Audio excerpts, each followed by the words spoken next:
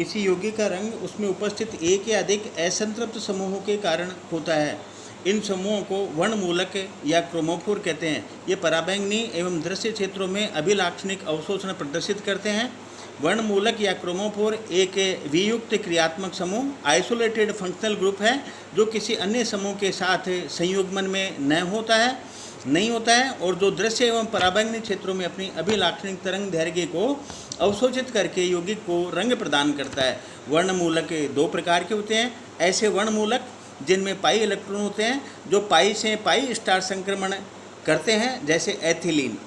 ऐसे वर्णमूलक जिनमें pi electron एवं एन इलेक्ट्रॉन होते हैं, वे दो प्रकार के संक्रमण पाई से पाई स्टार एवं एन से पाई स्टार प्रदर्शित करते हैं, जैसे कार्बोनिल, थायोकार्बोनिल, एजो, नाइट्रो आदि।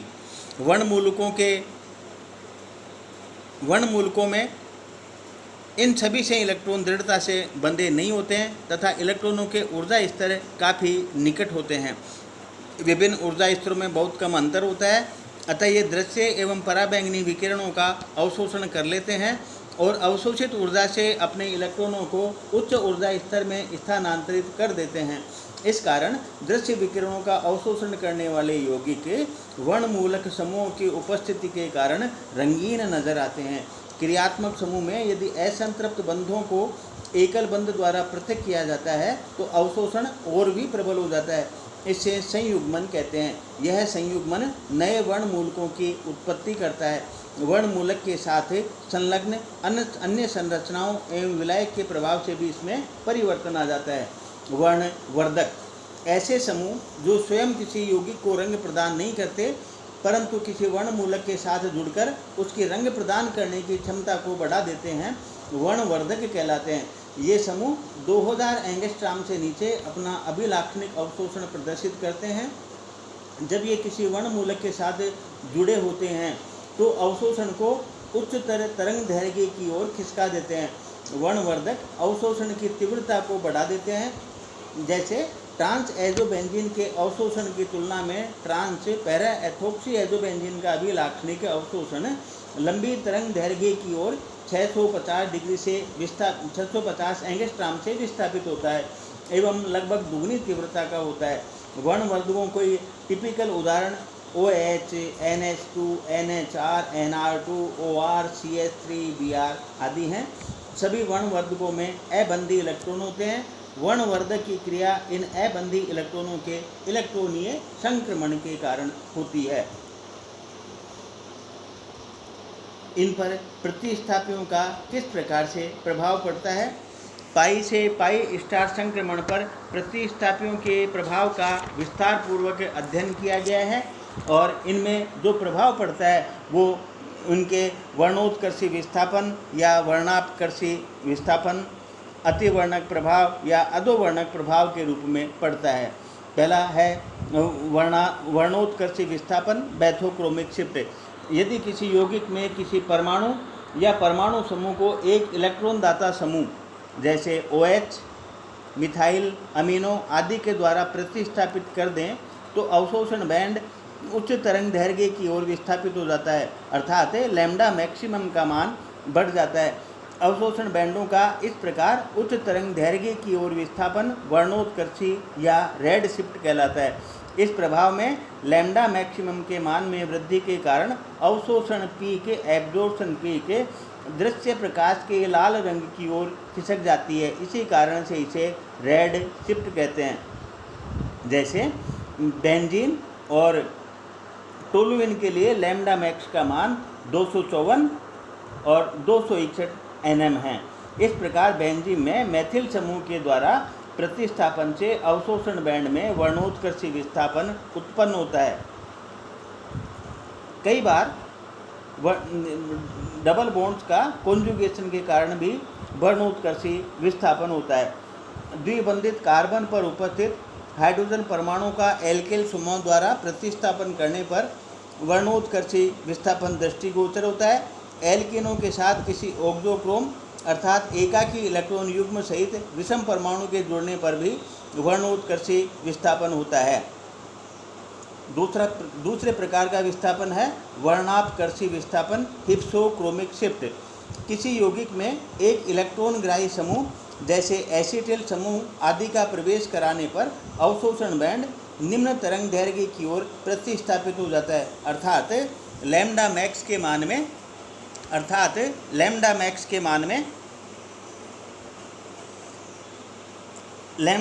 मान में कमी होती है। अवशोषण बैंडों के इस प्रकार निम्नतर तरंग दैर्घ्यों की ओर विस्थापन को वर्णोपकर्षी विस्थापन या नीला शिफ्ट कहते हैं, ब्लू शिफ्ट कहते हैं। यदि किसी कार्बनिक यौगिक की असंतृप्त श्रृंखला में एक CH2 समूह प्रविष्ट करा दिया जाए एवं उसका संयुग्मन नष्ट करा दिया जाए तो यौगिक का अवशोषण बैंड छोटी तरंग दैर्घ्य की ओर विस्थापित हो जाता है। अतिवर्णक प्रभाव। यदि यौगिक में उपस्थित कोई प्रतिस्थापी समूह अथवा विलायक बैंड की तीव्रता को बढ़ा देते हैं तो इसे उस समूह का अतिवर्णक प्रभाव कहते हैं, हाइपरक्रोमिक।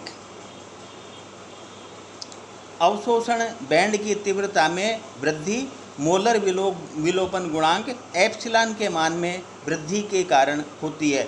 जैसे बेंजीन और टोलुइन का बी बैंड के लिए एप्सिलॉन मैक्स का मान क्रमशः 254 एवं 225 है। अतः बेंजीन में CH3 समूह का प्रतिस्थापन अतिवर्णक प्रभाव उत्पन्न कर देता है। इसी प्रकार पिरिडीन का 251 Nm पर एप्सिलॉन मैक्सिमम का मान 2750 है, जबकि 2 मिथाइल पिरिडीन के लिए 262 Nm पर एप्सिलॉन मैक्सिमम का मान 3560 है। अन्य प्रकार का प्रभाव है अधोवर्णक प्रभाव। यदि यौगिक में कोई प्रतिस्थापी समूह बैंड की तीव्रता में कमी उत्पन्न कर देता है तो यह प्रभाव उसका अधोवर्णक प्रभाव कहलाता है। अर्थात एप्सिलॉन मैक्सिमम के मान में कमी आ जाती है। उदाहरण के लिए C6H6 यानी बेंजीन और क्लोरोबेंजीन के लिए बी बैंड के लिए एप्सिलॉन मैक्स का मान क्रमशः 204 एवं 190 है। यानी बेंजीन के लिए बी बैंड के लिए एप्सिलॉन मैक्सिमम का मान 204 है और क्लोरोबेंजीन के लिए बी बैंड के लिए एप्सिलॉन मैक्सिमम का मान 190 है। अतः यहाँ एप्सिलॉन मैक्सिमम के मान में कमी आई है, यानी हाइपोक्रोमिक प्रभाव उत्पन्न हुआ है। अतः Cl प्रतिस्थापन अधोवर्णक प्रभाव उत्पन्न करता है। इसी प्रकार जैसे बाइफिनाइल जो 250 Nm पर अवशोषण करता है उसके लिए एप्सिलॉन मैक्स का मान 19,000 होता है, जबकि 2 मिथाइल बाइफिनाइल जो 237 Nm पर अवशोषण करता है के लिए एप्सिलॉन मैक्स का मान 10,250 हो जाता है। अर्थात एप्सिलॉन मैक्सिमम का मान कम हो जाता है। यह कमी मैथिल समूह के प्रतिस्थापन से अणुओं की ज्यामिति में विकृति के कारण उत्पन्न होती है। इस प्रकार विद्युत चुंबकीय स्पेक्ट्रम में जो पराबैंगनी स्पेक्ट्रोस्कोपी है या विजिबल स्पेक्ट्रोस्कोपी है उसमें वर्णमूलक या क्रोमोफोर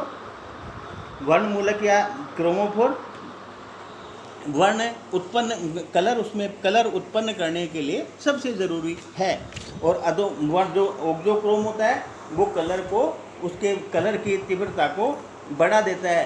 यदि प्रतिस्थापियों के प्रभाव के कारण उसका जो एप्सिलॉन मैक्स या लैम्डा मैक्स के मान में जो परिवर्तन आता है, वो यदि अधिक है, लैम्डा मैक्स का मान बढ़ जाता है तो वो बैथोक्रोमिक शिफ्ट या रेड शिफ्ट होता है, और यदि लैम्डा मैक्स के मान में कमी आती है तो वो हिप्सोक्रोमिक शिफ्ट या ब्लू शिफ्ट होता है।